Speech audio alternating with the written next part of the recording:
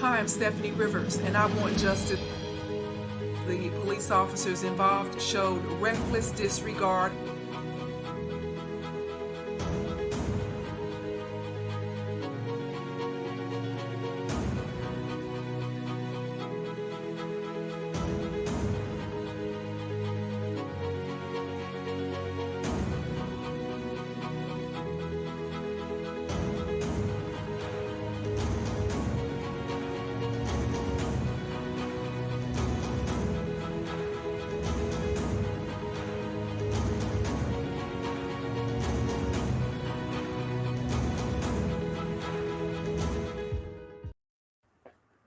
Hello and welcome to the video version of my journal. I'm Steffanie Rivers. Come on into the conversation. I am multicasting on several platforms, so you might be watching on YouTube or Facebook or Twitter or LinkedIn. On whatever platform you're watching, we want to welcome you to the show. And especially thanks to the supporters, the subscribers. Thanks so much for your support. If you are returning, we want to welcome you back. And if you are new to this conversation, I want to ask you to be sure to like, share, and subscribe so that when I post new videos, you'll be the first to know.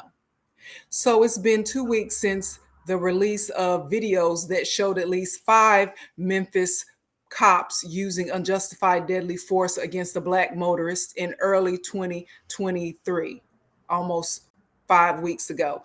That motorist, Tyre Nichols, died from his injuries as a result of that beating. Now, unfortunately, bully, liar, killer cops are not new to us. In fact, if you throw a dart at a map, wherever that dart lands on whatever state, there's probably likely to be issues of police brutality going on in various cities. But this time, the cops were Black and the motorist was a Black man as well. Since the video was released, more cops are under investigation in that incident. The EMTs were fired for not doing their part to offer timely and prompt medical attention to Tyre Nichols at the scene. And it's confirmed that those cops never even told Tyre why they stopped him. Now, they were in unmarked vehicles.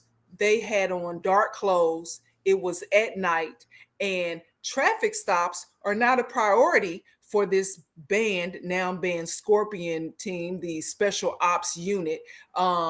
They normally, as most special ops units, which is why they're special ops, they focus on violent crimes. So why the focus on a minor traffic violation on that night? If that is truly why they stopped him, that has come into question. And at least the latest information tells us that while at the scene, ex-cop Demetrius Haley texted a photo of Mr. Nichols showing him beaten up and handcuffed. And he texted that photo to at least 5 people. Here's a picture of Demetrius Haley, the ex-cop, and Tyre Nichols. So this is the cop that reports say texted Tyre's photo of him beaten up and handcuffed to 5 people. There were no words in the text. There was just the picture. So that would lead me or any logical thinking person to ask, did those people know what was in store, what was being planned? Why would they just get a photo and no text, no text words, and not question what was going on? The recipients of the photo included a city employee, 2 Memphis law enforcement officers, and an unidentified woman. Now, did they know in advance what was going to happen? And if so, how did the cops know that Tyre was going to be coming through that intersection at that time? It's looking like this was a setup of some kind. And those are the questions that we in the Black community and hopefully other people would want to know about this situation. So our goal today is to discuss the psychology behind Black cops who beat Black people. Now, my guest today is Dr. Vicki Hughes. We want to welcome her to the show. She's going to explain to us, discuss her knowledge of what makes people behave in such an inhumane way against people that they should be able to identify with and that they should have compassion for. Thanks for joining the show, Dr. Vicki. How are you? Fine. How are you? How are you, All is well, Steffanie? thanks. Now, tell us a little bit about your background in psychology. Okay, I actually have a bachelor's and master's in psychology. I also have a law degree. One of my concentrations was litigate. I'm a trained litigator, although I never practiced, but I did graduate from law school. My other major was constitutional law and civil rights. And I just, when I think about people in general, and I'm also an ordained minister now. So I think about people's behavior, why they behave the way they do. In today's society, a lot of people have low self-esteem. They have come from dysfunctional home lives. They are dealing with self-hatred, and so a lot of times that is played out in their daily lives. Wow, that's a lot. So, low self-esteem, Mhm. self-hatred, and Mhm. just overall having issues that make them lash out at people who have nothing to do with what's going on inside of the other person. Hmm. Right, right, Because absolutely. when you look at when we as Black people in America look at police brutality, or we look at someone who is hurt, and that person happens to be a Black person as well, we discuss it in our families or amongst our friends and families. Did you see that video? Did you see that car wreck? Did you see? And we at least pause long enough to show concern for that person. Um, is that something that all races of people do? And I'm asking you that particular question because I had someone give me they commented on something that I said, and the comment in general was that African Americans or Africans, we are tribal people. So when we see somebody who looks like us in a situation of harm, our tribal instinct is to show concern and care and protection and anger or whatever that emotion is. Versus a white person, they're not tribal. So they can see that same thing happening to somebody who looks like them, and they don't necessarily feel one way or another. What are your thoughts on that? I would have to agree with that. And I just, we have to look at the history of Black people, African people, Black people, African American people, and also just people of color in general, Latinos, Asians. We have all been subjected to oppression, to prejudice, discrimination, racism over the decades. And so, well, centuries in some cases. So, I mean, I think that as a person of color, we automate. Well, first, I can say I'm like this, and I know that a lot of other people are who are people of color. When something like this happens, that our first thought is to feel angry, hurt, fearful, but we also think about our male, Black male, like our fathers, our grandfathers, our brothers, our friends, our spouses, who, that could have been one of them who was killed, and I have to go back to George Floyd and some other people who have been murdered. It just keeps happening and happening and happening. And so we think about those things, who's next? Why this person? And again, it's happening so often that we can't help but to be protective, but then at the same time, feel a whole range of emotions.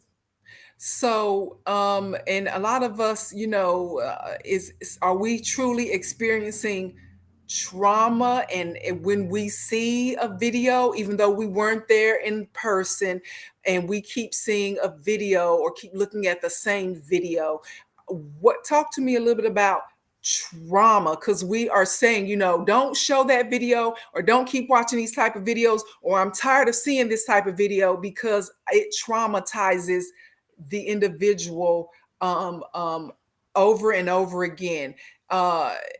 What is the effect of us seeing these types of incidents over and over again?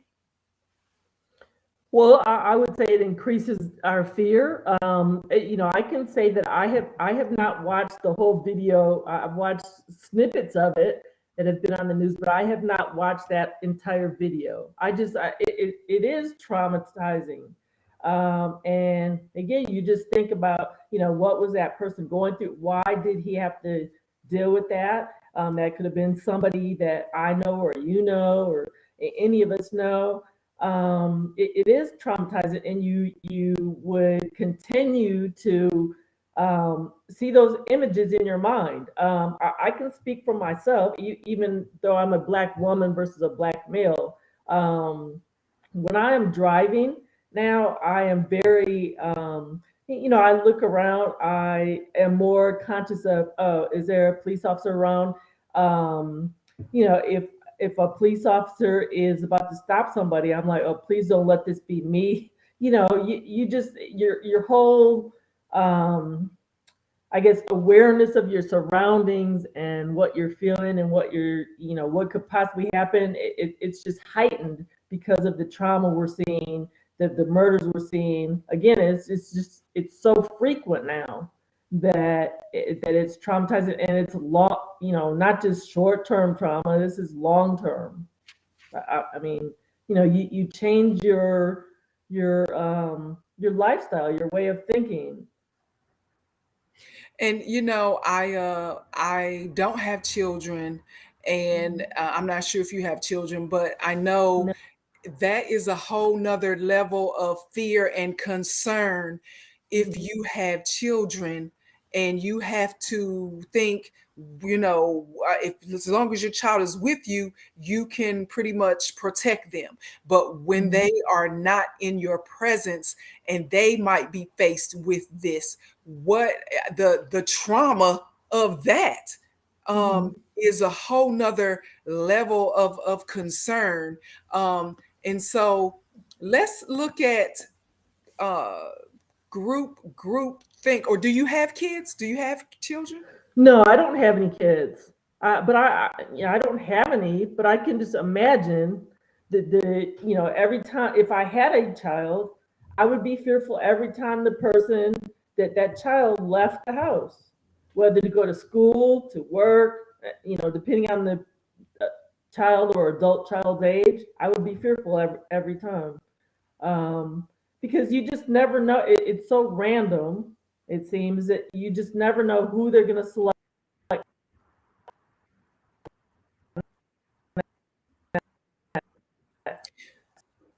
So your audio is cutting out a little bit, but Whether okay, so I'm gonna ask this. Now, we, as I said, unfortunately, we are used to seeing bully, liar, killer cops. Okay, Mhm. so that's just one of the things, the weights of being Black in America. Okay, so when you look at it, though, I would never expect for Black cops to treat another Black person the way that Tyre Nichols was treated. So and then the news, the latest information is turning out to be that he might have been set up or targeted, because if you're at an intersection just driving, you Mhm. know, and then you're pulled out of your vehicle, you're beaten, you have to run for your life, they catch you, they beat you, then they take pictures of you and then text it to someone, and it turns out, you know, a connection between one of the cops and that cop's girlfriend or mother of that person's child is working with Tyre at FedEx. And so we haven't substantiated any of that, but that's the talk. In fact, I went to Memphis last week. This time I was in Memphis and tried to talk to a few people about their feelings on what was their experience with their encounters with local police officers. And most of them did not want to go on camera, but I did get one person who had just moved back from Philadelphia, as a matter of fact. So he'll be watching the Super Bowl soon. But Mhm. talked about his experience and how we as Black people feel even kind of, what's the word, responsible, because we're like, this is, you know, not how we're supposed to treat each other. So we're taking on the weight of the issue as well, some of them and the people who live in Memphis. And then there were a few instances where I saw some news reports that we'll get into later, where some of Mhm. these cops, the same ones that were that have been fired and charged with Tyre Nichols' murder, had previous run-ins, previous incidents of excessive force. And so yeah, we'll talk about that. But so my question right now is, um, why do you, when you look at the information that has come out, and it seems like there was at least one or maybe two cops who already knew Tyre and the others were just going along with it, so we get into groupthink versus individual accountability and what is right and wrong. Why would someone put their professional career, their image, and now their freedom on the line to do something like this to someone, on top of that, who looks like them? Mhm. Well, before I answer that, I just want to remind people that when a police officer, or if the police officer calls for backup and a few of them stop a person, no matter who it is, it is an illegal stop if you cannot give a reason as to why you're stopping that person.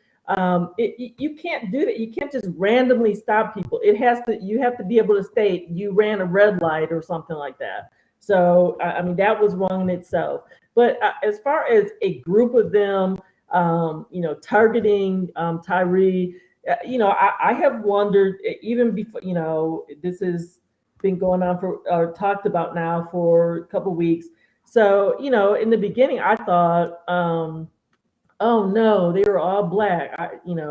And but I have wondered, oh, was there some kind of like, are those officers possibly in some type of gang outside of work, or was there some kind of run-in with Tyre before, and this was retaliation? You wonder those questions, and unfortunately, we probably will never know the answers, because Tyre is not here to defend himself or to talk about any of this.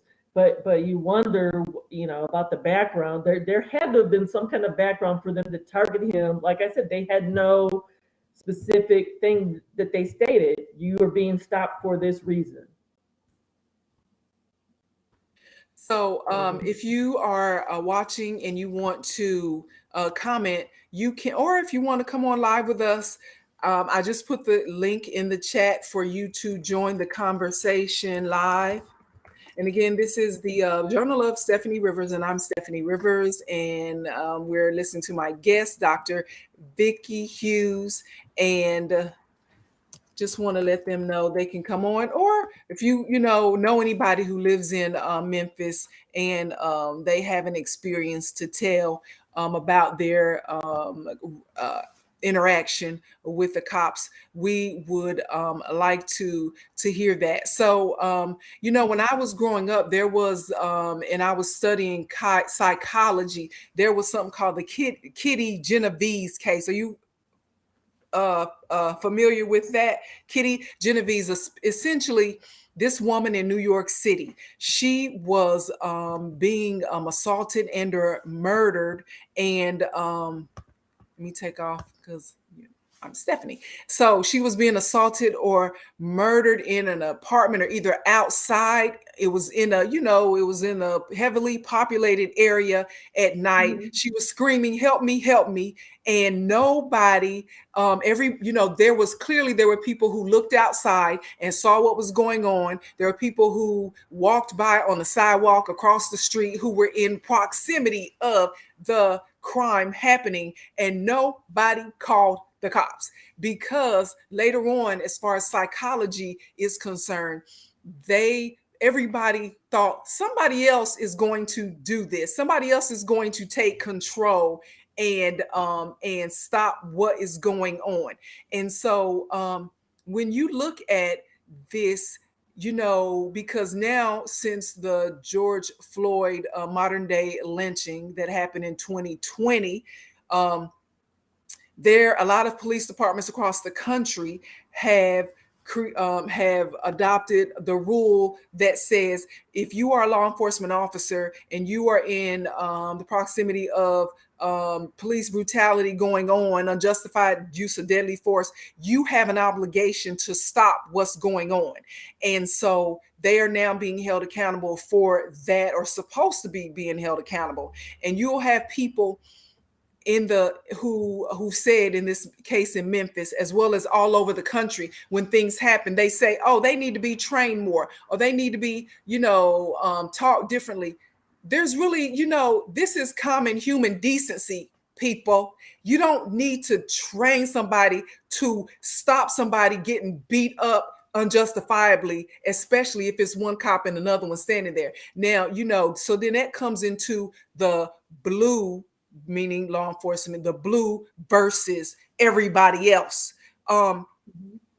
So when you look at someone, why is it that cops, you think, on a psychological level, need to be trained and told, if you see somebody getting mistreated by another cop, it is your duty to stop them? Why wouldn't just human decency tell you to stop it? Well, I'm almost 60 years old, so as long as I can remember, police officers and even fire fighters, they have this image of being these like tough guys, macho guys with these huge egos. This is what how people have thought of them for decades, and so if you're with the police force, you're going to try to live up to that image. So here were these five guys. I'm sure they were trying to, whatever the background is, and maybe we will at some point find out the truth as to why they stopped Tyre and what the history was. But when they stopped him, it was like they needed to impress each other and show off, and just show this team, this camaraderie. Like, oh, I'm with you, man. Let's do this. We're police officers. Like I said, it's this macho thing. But I wanted to talk about the group think. I googled that a little while ago, and so like it says what causes that. So these five individuals decided they were going to harass this person, do harm to him. So it says that they were doing this instead of doing individual thinking, like, oh, this is wrong, I shouldn't do this, and I should tell my coworkers not to do this either. But what causes groupthink? It says avoiding conflict, lacking emotional guidance, strong sense of righteousness, lack of psychological safety. So I don't know. Even the last one, maybe one officer might have thought, oh, if I go against this, then my coworkers will retaliate against me. The other officers will retaliate against me. There's some weird thinking going on. They're not thinking for themselves. They're thinking as a group. Like, these are my coworkers, you know. So that's what. And then also, I looked up on Google. It said the four of the main characteristics of groupthink include pressure to conform, the illusion of invulnerability, self-censorship, and unquestioned beliefs. So when you think of those things, again, police officers, firefighters, that they are known for, or that's just their image that I guess a lot of them feel like they have to live up to. They're macho, you know, they supposedly help people, they enforce laws, these are things they're supposed to do. And so, you know, they try to live up to that. And I guess that goes back to the thought that, and I totally get it, where you have to show solidarity in the face of what the cops might perceive as a threat or perceive as an unruly person. You want to show solidarity. But at some point, there needs to be some individual thought process that goes on to where it doesn't escalate to how it did. And the only way that's going to happen is if people stand up, an individual stands up and says, this is enough, don't do this, pull the person away, whatever that has to be done, they do it. Because this is why the overall perception is that police officers are another gang. They're just a gang of people who happen to have badges and guns, because especially in this instance, they acted like gangs. If you would have taken away the police officer identification, they straight up were like hoods. They were like thugs. It's like, what in the world are y'all doing right now? So in fact, and this is what's leading me to believe that with anything, with leadership, you have to be willing to stand out or do something first. As a matter of fact, I was at a Starbucks the other morning, and I don't drink coffee I don't drink coffee, period, but I certainly wouldn't be paying $5 or $6, whatever they charge at Starbucks. The only reason I was there is because of the oatmeal. I try to, get my protein and oatmeal in the morning. So this Starbucks was not open. And so it was clear that people were sitting around, kind of waiting for them to open. But until I walked up to the counter and said, hey, what time are y'all opening? They said in 2 minutes, which turned out to be 5 minutes. And so I stood up there. So when I stood up there, everybody else, there was like a line of 20 people who came behind me to stand up there. And so that is just a small example, but it's an example of, even if you're just talking about standing in line for Starbucks, nobody really wants to be first. They don't want to be first to do anything, whether it's good or bad. So somebody, going back to this now, someone must have been the leader of the pack for them to do that, and then they just follow suit. So and I'm saying that not only because of the video and what happened, but I'm saying that because there were accounts of a few days before this incident with Tyre Nichols, there was another person in Memphis who his name is Montarius Harris. And if you want to look that up, Montarius Harris out of Memphis, he has filed a federal lawsuit against the Memphis Police Department, or the city of Memphis, because he said in that same neighborhood where they stopped Tyre Nichols, he was the victim of a violent arrest, and whereby it was at night, and some people in unmarked cars swarmed his vehicle. He was so unsure about what was going on. He thought he was about to be carjacked, but it turned out to be cops, and they punched him, kicked him, and grabbed him for up to 2 minutes. And there are pictures of Montarius's face, and where he had scrapes on his forehead. He had a black eye, and I don't have those videos. But he has those videos, and maybe at this point his attorney is telling him, we'll handle it in court.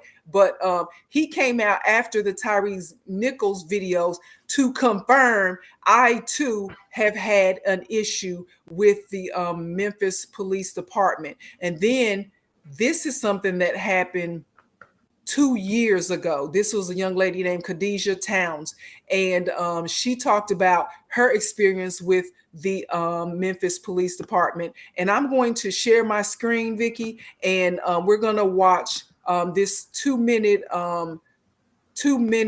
news news package about what happened to Khadijah Towns. Okay.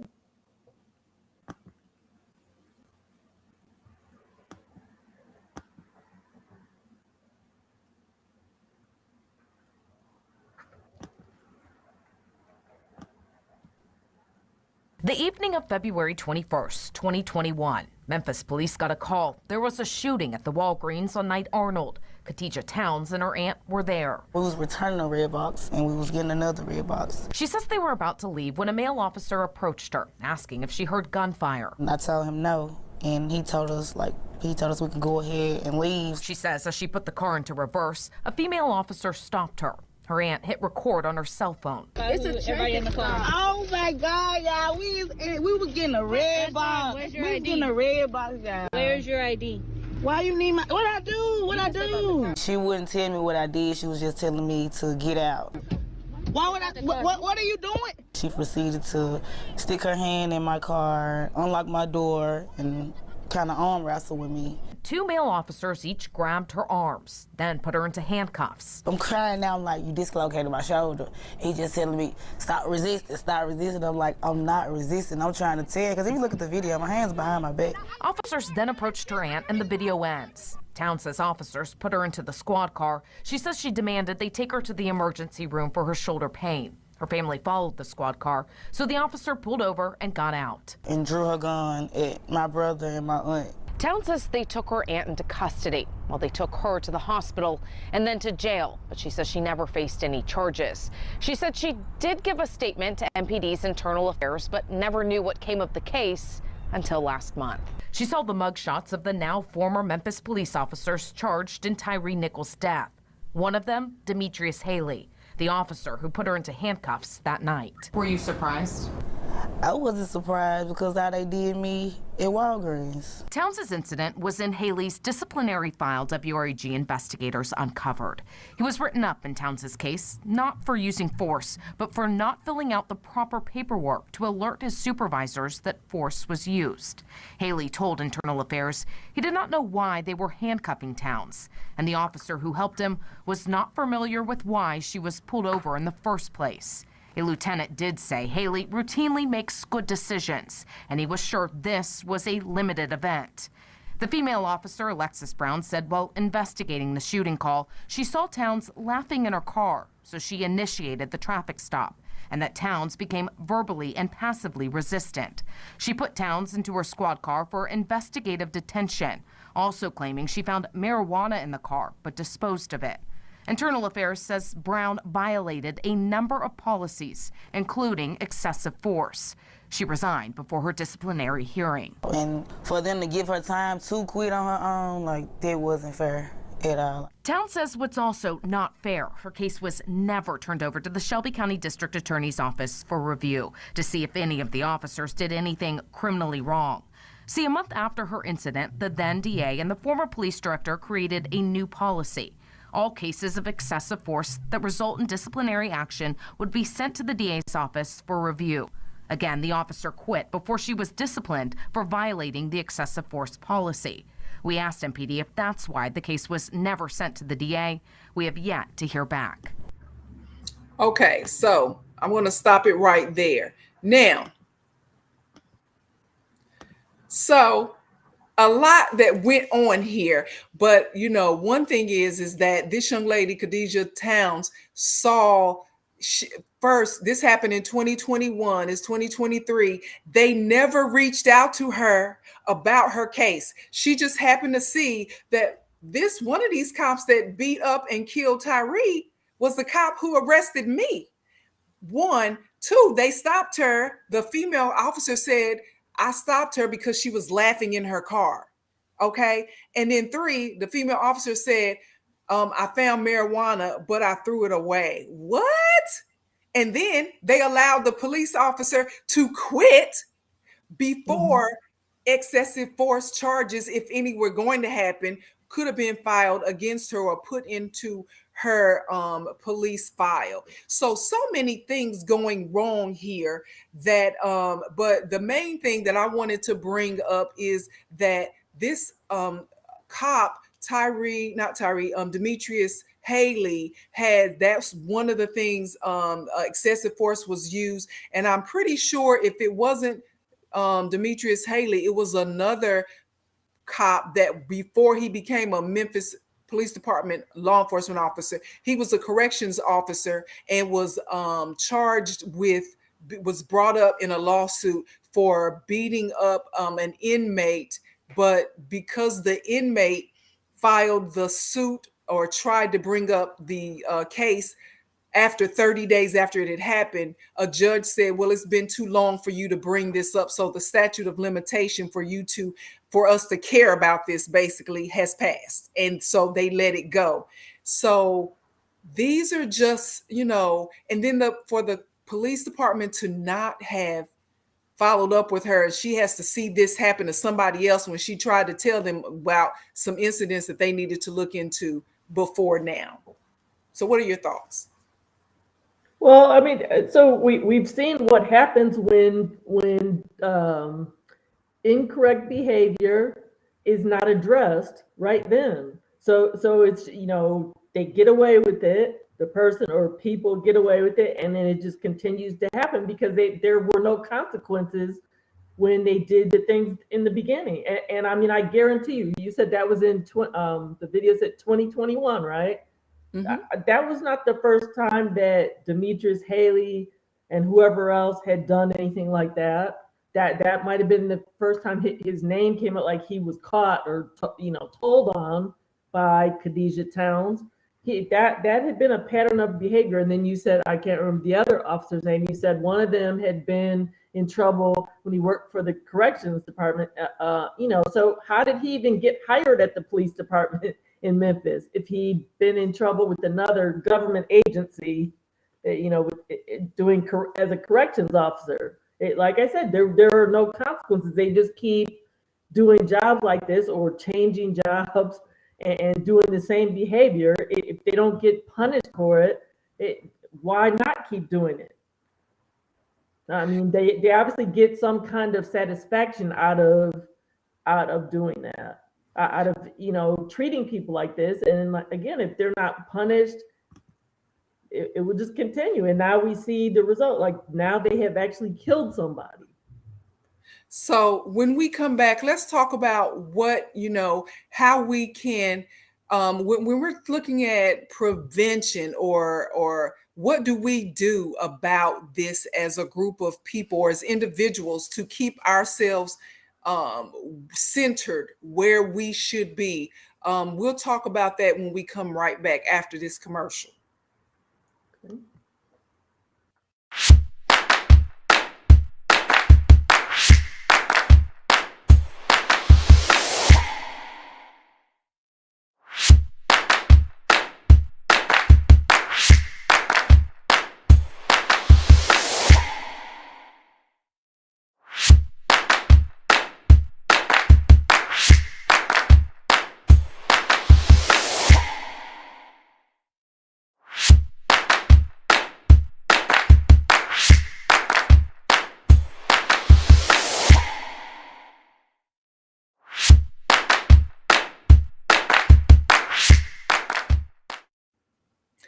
Hello and welcome back to the show. I'm Steffanie Rivers and we're talking with Dr. Vicki Hughes about when Black cops beat Black people.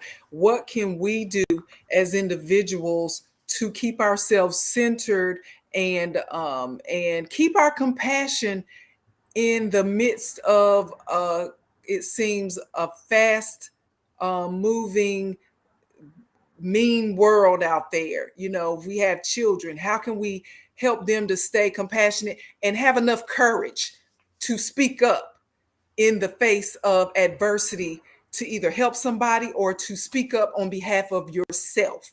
So, Dr. Vicky, what can we do to stay centered and stay focused on being compassionate, even when people are mean to us, or our lives are threatened, or somebody's trying to pressure us into doing something we shouldn't do?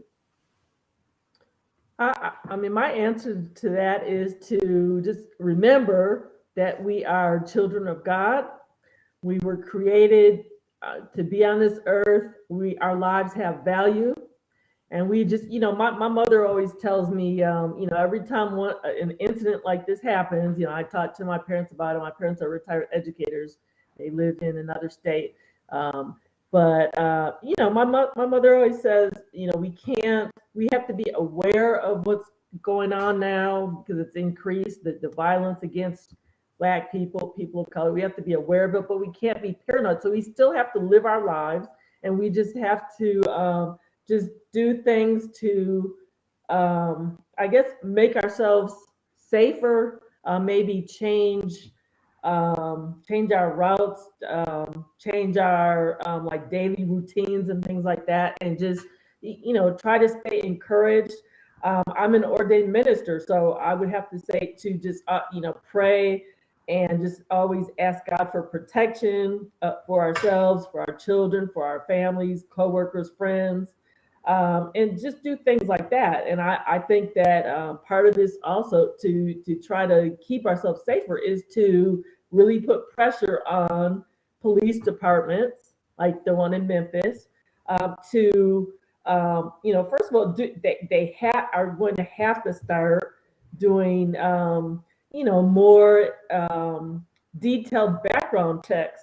Again, I mentioned this before the break. The officer who had been in trouble before as a corrections officer should not have become a police officer. He'd already shown that he had, showed aggressive behavior that was unwarranted. So if we do better background checks, the police departments do better background checks, and also to have some of these officers maybe need to be retrained, or the new officers coming in, there needs to be, I guess, training where they're seeing videos. This is what to do when you stop someone. These are illegal stops. This is what not to do. They need to see these things over and over again.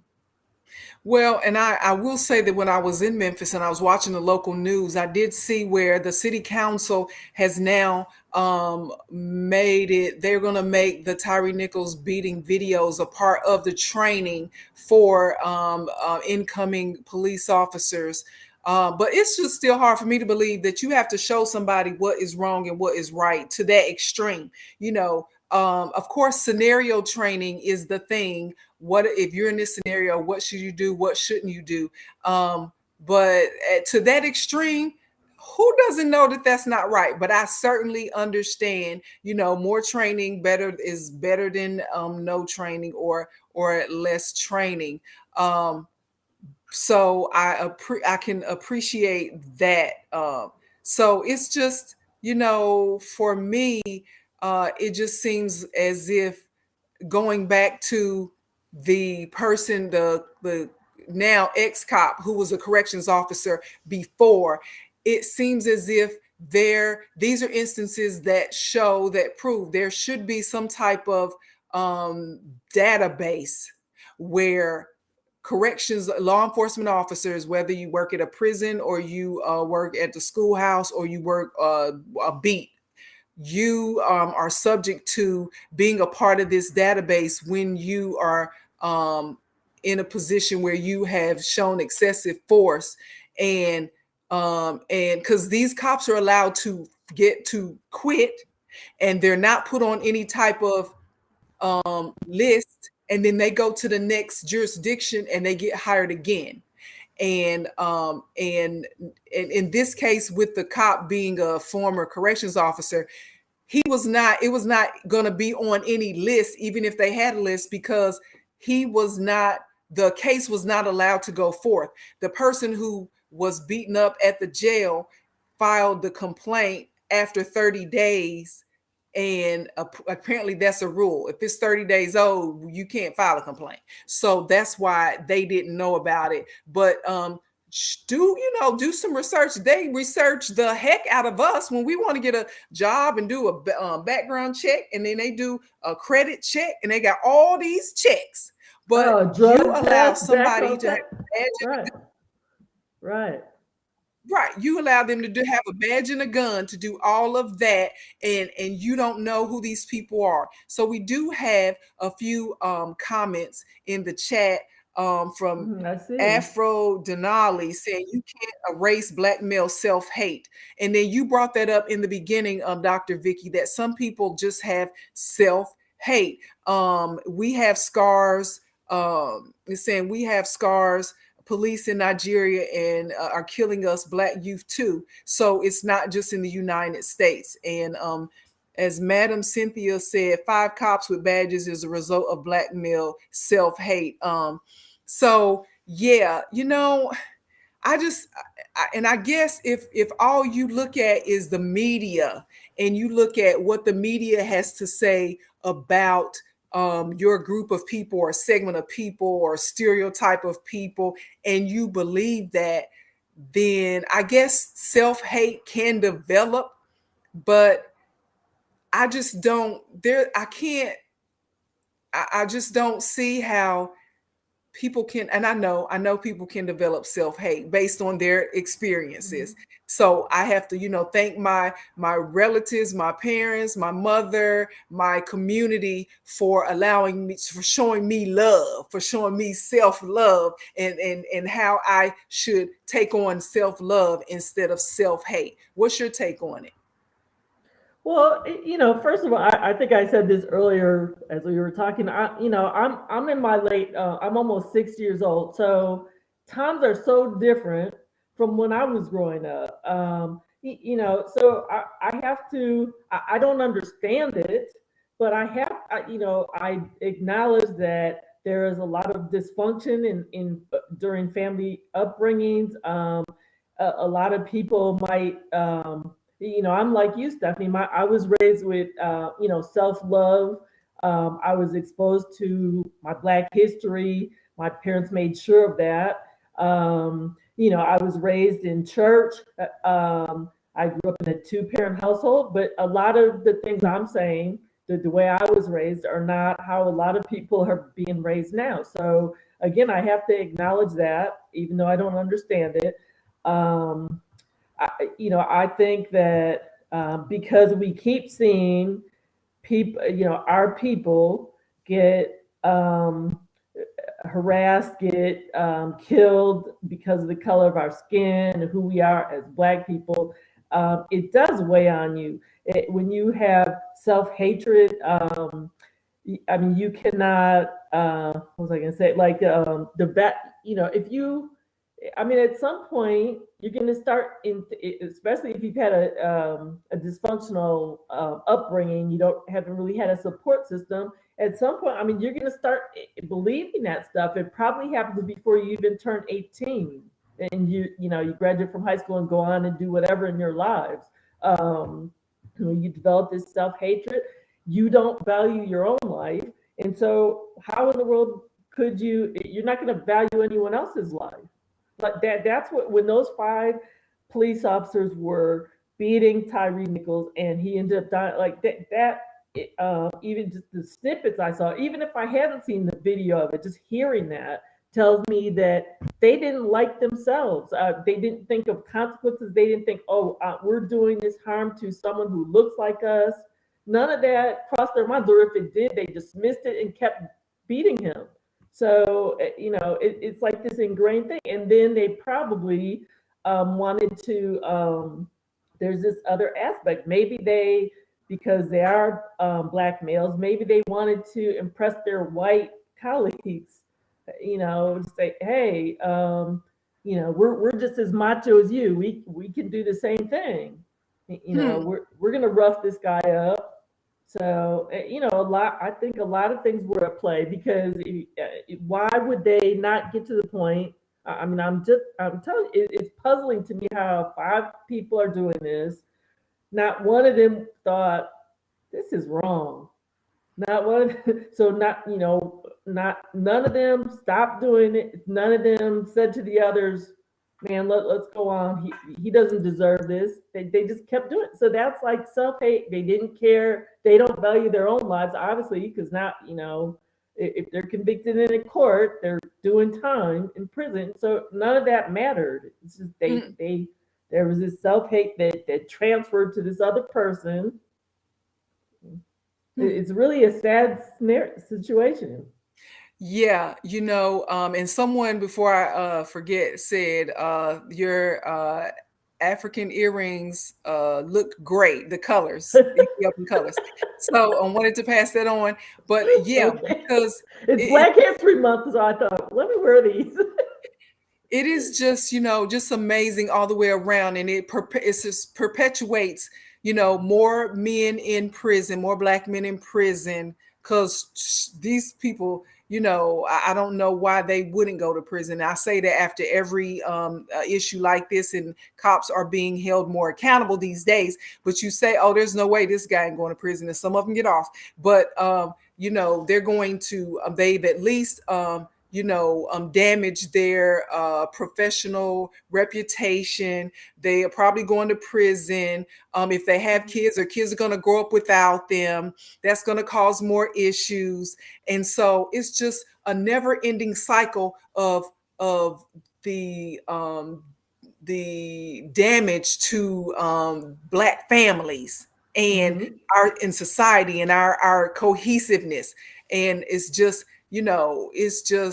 what is the answer? I don't know. We probably can't come up with it tonight, but it's always helpful to talk about it, talk it out, that this is not good, and that we don't have to take this on as a burden, because obviously their thought process was different than ours, yours and mine, and millions of other people who love ourselves and love our families, and we show compassion to people who look like us.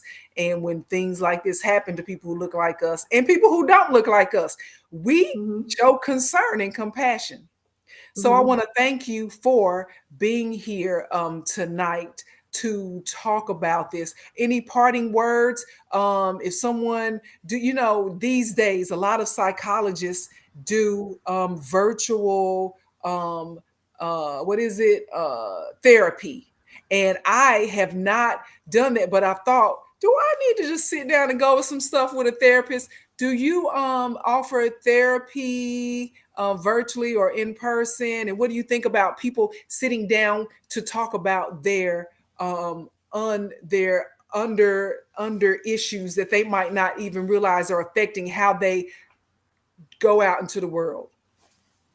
Well, now I've been most recently, I've been a hospital chaplain. And so I started doing some grief counseling. I have never done racial trauma type counseling therapy. I'm not trained to do that, but I have strongly considered taking, I think you have to get certified to do it. I have strongly considered doing that and then offering counseling. But before I do that, I have to get my own feelings in check, because I can say I feel racial trauma myself. And so, I have to get a handle on my own. I have changed my. So you won't be going off in the meeting and be like, what the hell?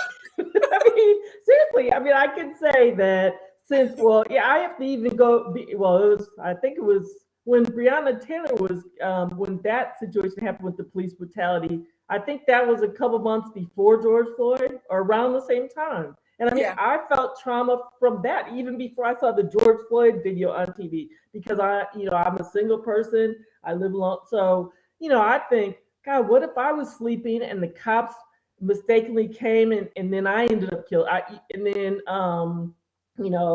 Last year, the year before that, I worked a like a second shift job, and so was on the highway, like 10 o'clock at night, 11 o'clock at night. What if I got stopped and hardly anybody was around? So like I had to think ways to I changed my life. Like I would talk to my mother on the way home from work. So in case something happened, she would already be on the phone and hear what was going on with the police exchange or whatever. As far as me being at home alone, I wasn't paranoid, but I still thought, what if somebody broke in here? What would I do? Like you have to come up with these strategies and stuff, or change Isn't that something? We have to play chess. We got to be 5 steps ahead in case anything happens. We can't just live life in the moment. I see people sometimes living life in the moment, and I'm like, and I think maybe, do I look mean? Do I look, when they look at me, do they see all the issues that I am dealing with that they don't necessarily have to deal with, because I have to be 5 steps ahead while y'all can just live in the moment? I think about that often. Absolutely. And I mean, really, as a Black person, I don't care if you're a male or female, we have to be fearful to a certain extent, because, I was going to say a few minutes ago, not if, we know that those 5 officers, Black male officers in Memphis who killed Tyre Nichols, we know that they saw the George Floyd video. And if they could sit there and watch that on TV over and over again, and they saw all those, Derek Chauvin and then, his fellow officers, we saw all of them, nobody stopped. They all let this go on.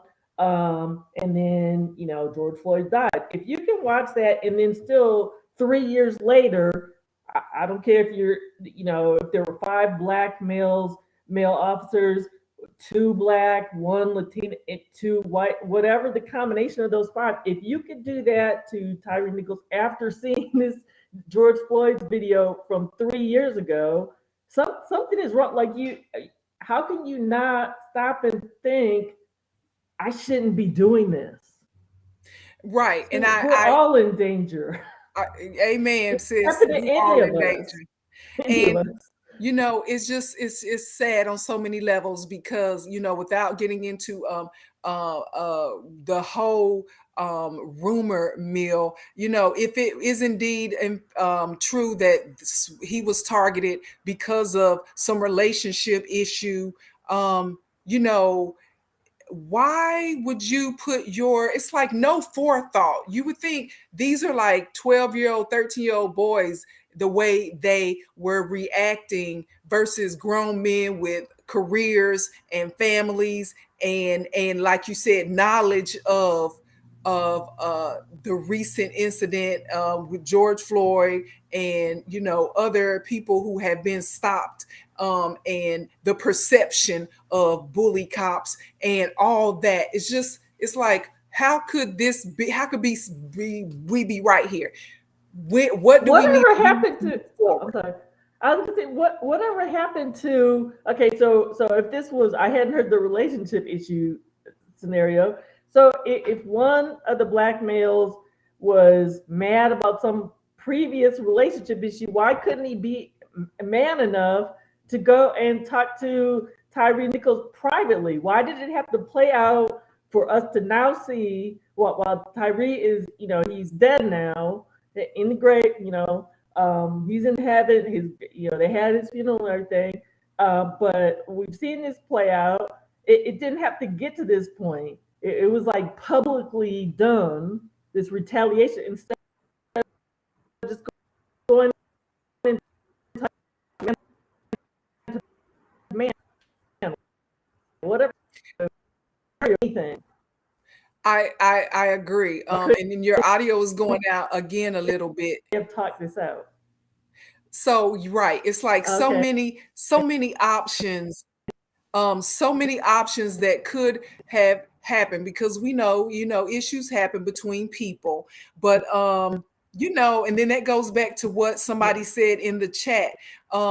Just using misusing your authority to do whatever it is that you want it done. And I saw something the other day that said, that cops or whoever you are. Oh, it was a video at work that because my employer, every quarter we go through some virtual training, and one of the things is that you don't misuse the information that you have on your customer. So even though I might only need to know your name and address, this is just an example, even though I only might need to know your name and address, I shouldn't be looking in the computer system for your phone number and where you work and your health history and all these things that have nothing to do with why I need to know your name and address. Maybe you lost a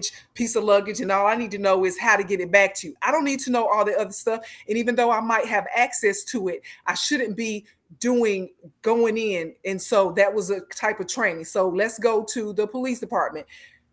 Just because you have access to the information about what kind of car somebody drives and where they live, and then that leads you to try to catch them at this intersection because they'll be coming through. That is misuse of information. So hopefully all this will come out, that we can find out what's behind it.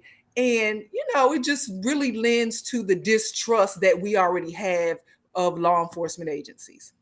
I mean, we in all of our professions, we have to be held accountable. The example you just gave, Steffanie, I've been a hospital chaplain in recent years, so I cannot, because of what they call HIPAA laws, if I'm ministering to a patient and that family, I can look at the history of what is going on with that person right then, but I'm not allowed to go back to look through their whole medical chart on the computer at the hospital and see, what their doctor said 5 years ago about their medical condition, what happened at the doctor's office before they got to the hospital for another visit or something. We can't go back like that. So certain thing is protected, confidential information.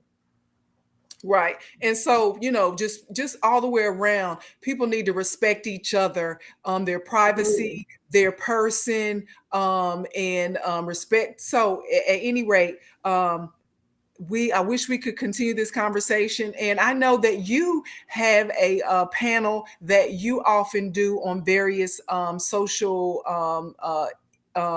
issues. So do you expect to be picking up your panel, doing something, some topics in the coming weeks or months?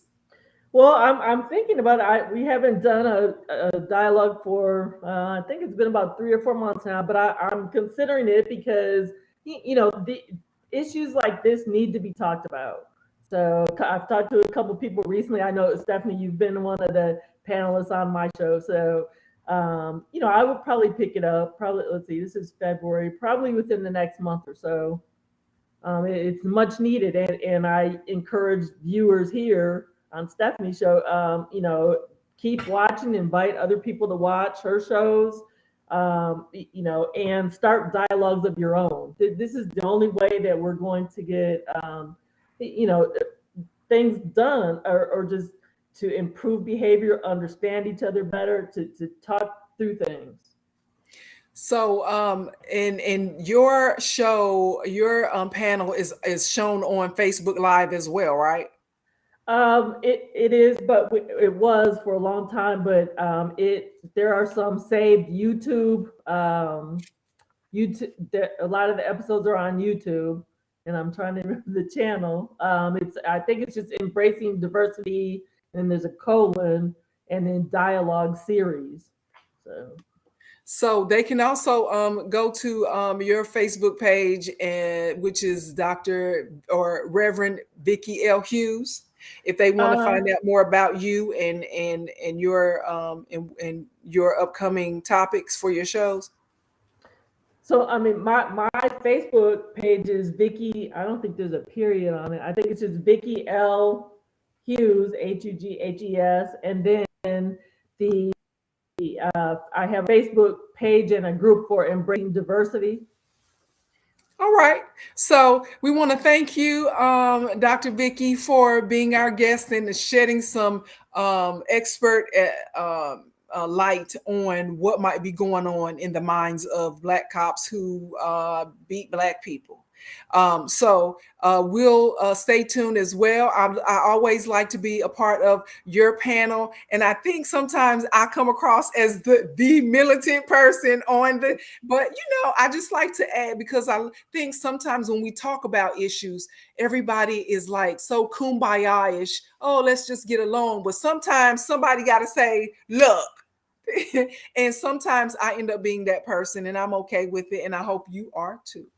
I am, I always, I mean, even I'm sure you do this too, Stephanie, on your shows.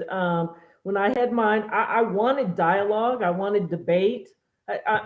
We all have different opinions, and so it's good to have militant people and to just have dialogue, exchange back and forth. I mean, that's a good thing. It's a healthy thing, and maybe I have to go back to maybe that's what needed to happen between Tyre and whichever officer that had the main beef with him. If we dialogue with each other, it won't escalate to other things. Correct.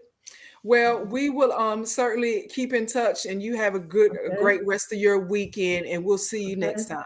Okay, you too. Thank you so much for having me on your show, Stephanie. No problem. Have a good one. Okay, you too. We want to thank you too for being a part of the conversation. Now, to find out more about the things that I care about, you can go to the written version of my journal. It's at eurweb.com. Thank you so